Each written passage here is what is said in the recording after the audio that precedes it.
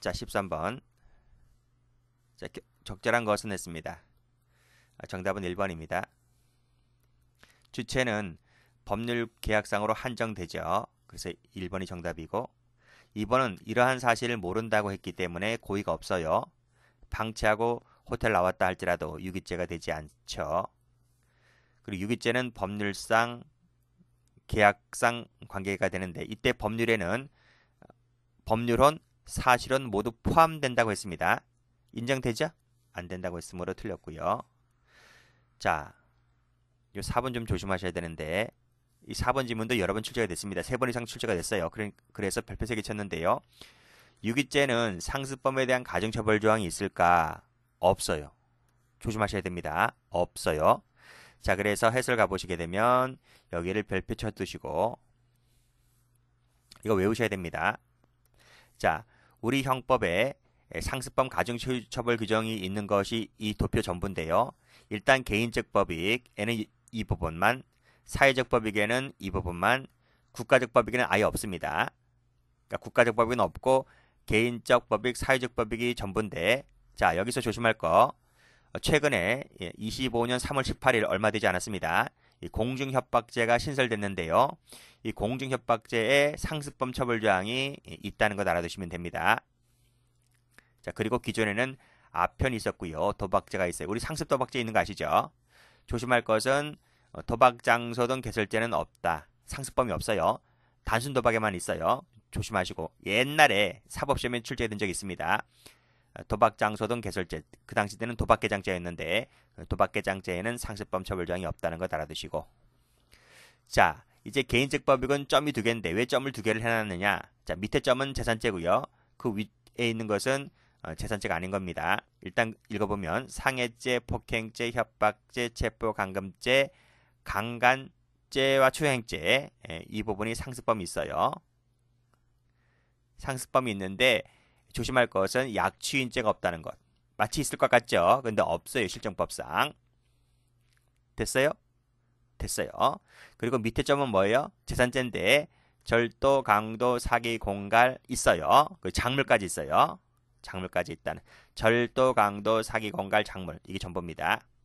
조심할 것은, 자, 약취인죄가 없다는 점, 공중협박죄 새로 들어왔다는 점, 그리고 도박장소 등 개설죄 없다는 점, 이렇게 알아두시고, 또 알아두실 것은 이 도표에 나와 있는 이 상습범 처벌 조항들 중 모두 다 기본 범죄에서 플러스 2분의 1 가중입니다.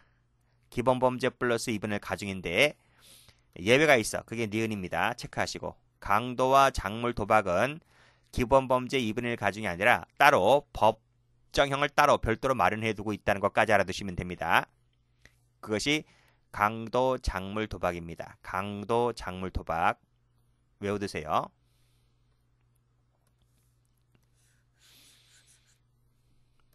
기출된 적 있습니다. 자, 그래서 다시 한번 올라가 보시면 유기죄 없다.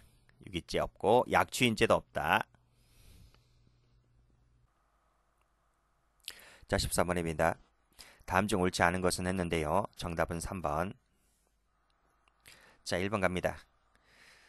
자, 청산가리를 먹고 신음 중인 A를 청산가리 사건입니다. 보호 의무가 있는데 이를 방치한 결과 사망했다고 했을 때 우리 판례는 뭐라 보고 있죠? 당시 이 갑이 즉시 병원으로 후송했더라도 의학 기술상 치료가 불가능하다는 거죠. 당시 사건이 1960년대였습니다. 그래서 총알 택시를 타고 빨리 갔었다 할지라도 고치지 못했다. 죽을 수밖에 없다는 것이죠. 이것이 판명되었다면 갑에게는 유기치사죄가 되진 않습니다. 유기죄만 될 뿐이다. 치사죄는 되지 않는다는 것이죠. 왜냐하면 어차피 가더라도 못 고치는 것이기 때문에, 그래서 상당 인과 관계가 없다. 그래서 유기치사죄가 되지를 않는다고 했습니다. 자, 강간범, 방치에 따라도 강간범은 주체가 되지 못하기 때문에 유기죄가 되지 않는다고 했습니다. 유기죄 보호 의무는 법률 계약에 한정됩니다. 틀렸습니다. 자, 4번.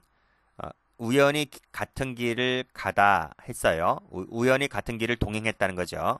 이것은 유기죄의 주체가 되지 못하죠. 그래서 무죄가 됩니다. 우리 판례는 사회상규에 관련된 것은 유기죄의 주체가 되지 못한다고 하고 있습니다. 법률 계약으로만 한정하고 있기 때문에 해설도 나와 있네요. 여기 보시면 법률 동그라미, 계약 동그라미, 사회상규 X. 그쵸? 안 된다. 그래서 일정 거리를 동행했다는 것만 갖고서는 안 된다. 이런 말입니다.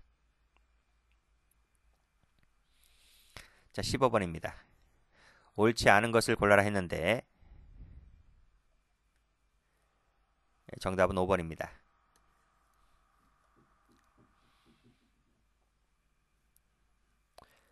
자, 1번. 학대는 유기에 준할 정도여야 한다 했고, 그리고 음행을 시킨다고 했죠. 아동에게 음행을 시킨다. 이 시킨다는 것이 영어로 영어 문법 시간에 배우는 사역동사예요. 사역동사, 오형식 동사. 그래서 시킨다는 말의 의미는 행위자가 아동으로 하여금 뭐뭐뭐뭐뭐뭐뭐를 하게 하는 행위를 말하는 거죠. 시킨다는 부분이기 때문에 삼형식 동사가 아닙니다. 셀프 동사가 아니기 때문에 행위자 자신이 직접 상대방이 되는 것까지를 포함하는 개념은 아니다는 거죠. 그래서 시킨다는 말의 의미는 아동으로 하여금 뭐뭐하게 한다는 말을 얘기하는 것이지 행위자 자신이 직접 파트너가 되는 것까지를 시킨다는 의미로 포함시키게 되면 그야말로 유추 해석이 되는 것이다는 얘기입니다. 그래서 2번 판례는 총론 시간 죄형법정주의 문제로도 여러 번 출제가 되었던 그런 판례입니다. 자, 3번 쭉 읽어보시고 별개 행위이다는 거죠. 그래서 별개 행위이기 때문에 성폭행의 정도에 이르지 못한 성적 행위도 그것이 도의관념에 어긋나고 건전한 성적 가치관 등에 현저하게 저해할 우려가 있는 행위라면 여기에 포함된다는 것이 판례입니다. 자, 이런 판례도 있다. 이 정도면 되겠습니다. 중요한 판례는 아닌 것 같고요. 자, 4번 질문을 보면 매매라고 나와 있죠. 매매라고 하는 것은 쭉 읽어보시고 자, 동의나 승낙의 의사를 표시하였다 하더라도 이러한 사정은 아동매매죄 성립에는 하등 영향을 미치지 못한다는 거죠. 그렇죠? 왜냐하면 이 동의나 승낙은 유효한 승낙이 아니잖아요. 그렇죠? 우리가 총론 시간에 피해자 승낙에서 배우듯이 국가적 법익, 사회적 법익에는 이 동의 승낙이 효력이 없죠. 그래서 설령 동의 승낙을 표시를 했다 할지라도 이 죄가 성립하는 데 있어서는 하등 영향을 미치지 못하게 됩니다.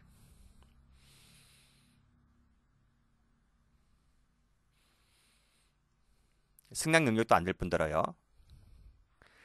자, 그리고 자, 누구든지라고 되어 있습니다.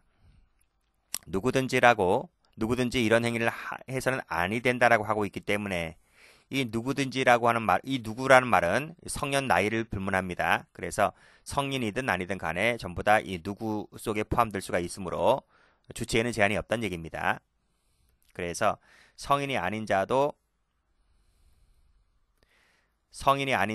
이 누구 속에 포함될 수가 있기 때문에 이 법의 적용을 받는 것이죠. 그런데 적용이 배제된다 했으므로 틀렸습니다.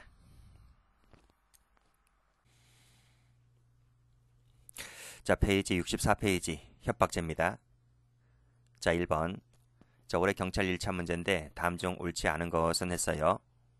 정답은 3번. 자, 1번입니다.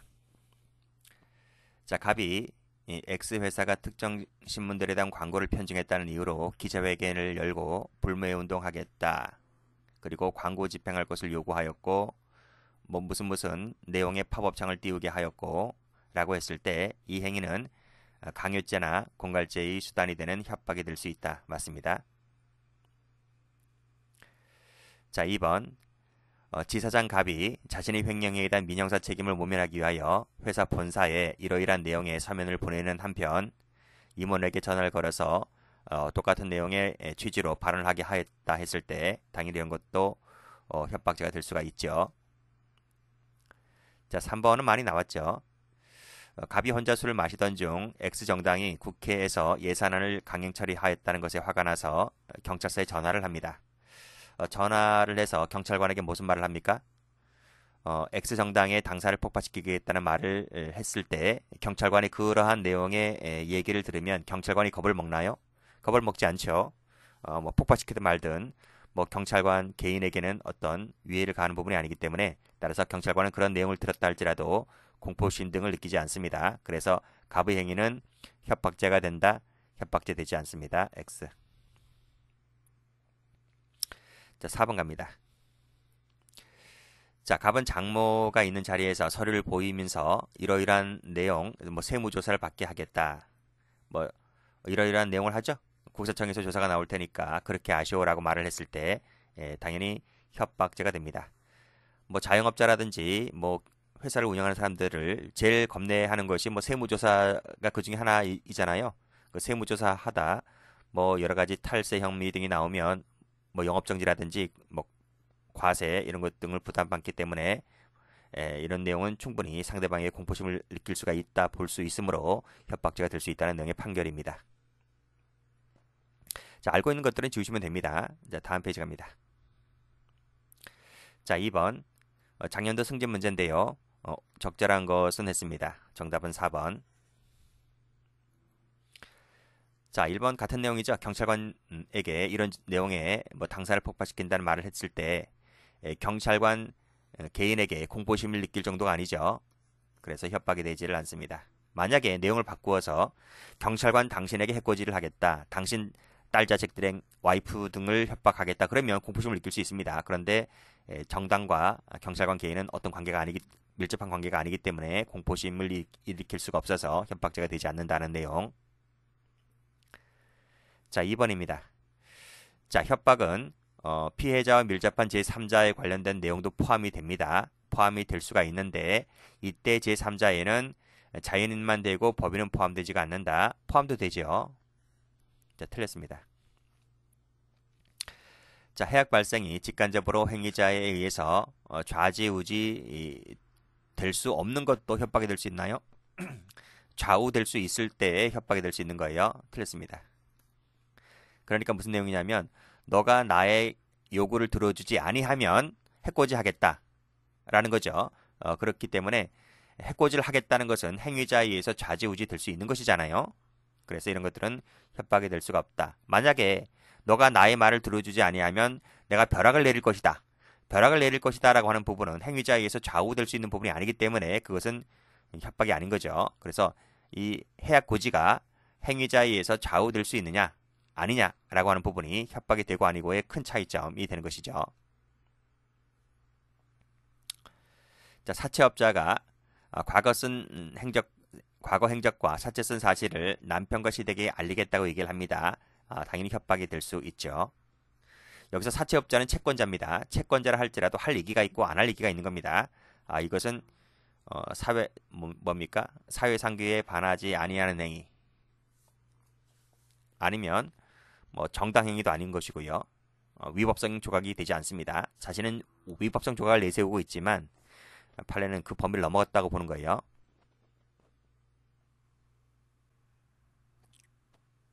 자, 3번 작년도 경감부 문제인데요. 다음 중 옳은 것은 했습니다. 정답은 2번. 1번 갑니다. 앞으로 수박이 없어지면 네 책임이다 라고 말했을 때 해약 고지가 되나요? 해약 고지가 안 된다고 봤죠. 근데 판례는 여기서 한 발짝 양보해서 설령 해약 고지가 된다 손 치더라도 이 피해자인 갑 입장에서 봤을 때는 충분히 이런 얘기도 할 수 있다는 겁니다. 그래서 이런 얘기를 한 것은 사회상규에 위배되지 아니하는 행위로서 위법성도 조각되고요. 그리고 이 피해자가 지금 음독 자살하였는데 우리가 총론 시간에 배우는 거죠. 우리가 강간을 했는데 그 강간 피해자가 집에 가서 자살하게 되잖아요. 그렇죠? 그랬을 때 우리 판례는 상당 인과관계가 없다 이렇게 얘기하고 있습니다. 이 판례도 마찬가지입니다. 그래서 위법성이 없거나 또는 인과관계도 없고 결국 뭐다? 이는 갑의 협박으로 인한 결과라고 볼 수가 없다는 내용이죠. 자, 2번 협박죄가 되려면 적어도 발생 가능한 것으로 생각될 수 있을 정도로 구체성을 띄어야 한다. 맞습니다. 자, 3번 앞에서 풀었죠. 사채업자가 남편과 시댁에 까발리겠다라고 말했을 때 이것은 정당히가 아니고 협박죄가 된다라고 얘기했습니다. 자, 4번 가봅니다. 언쟁 중에 입을 찢어버린다 라고 말을 했을 때 이것은 단순한 감정적인 욕설에 불과하다고 봤습니다. 안 된다, 틀렸습니다. 협박죄 안 된다 했습니다. 그냥 욕설에 불과한 거지 협박죄가 안 된다고요. 자, 그런 내용이고. 자, 4번. 자, 23년도 7급 검찰 문제네요. 옳은 것은 했습니다. 정답은 2번. 자, 1번 출제 잘 돼요. 조심할 것도 많고요. 자, 위험한 물건이 소지병으로 피해자 머리를 1회 쳐서 상해를 가했다. 흉기인 가위로서 피해자를 찔러 죽인다고 협박을 했다. 자, 그랬다면 죄가 두 개, 상해죄, 협박죄 각각 따로따로 될 겁니까? 어느 하나만 될 겁니까? 라고 하는 것이 문제가 되는데, 판례는 이때는 요 상해죄 1죄만 된다 그랬죠? 그쵸? 이것은 단일 범위 하에서 이루어진 하나의 폭언에 불과하기 때문에 상해죄만 될 뿐이지 협박죄는 따로이 되지를 않는다고 했습니다.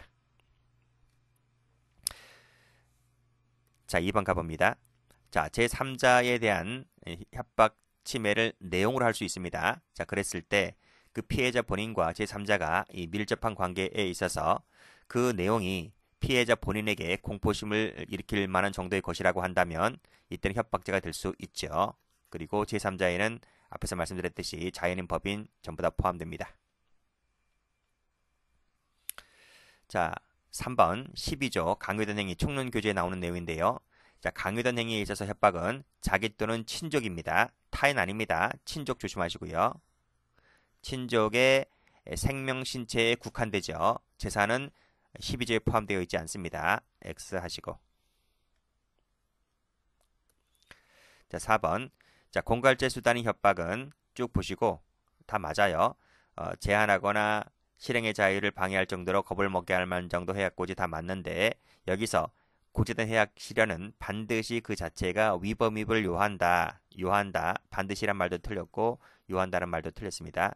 반드시 위법임을 요하지 않습니다.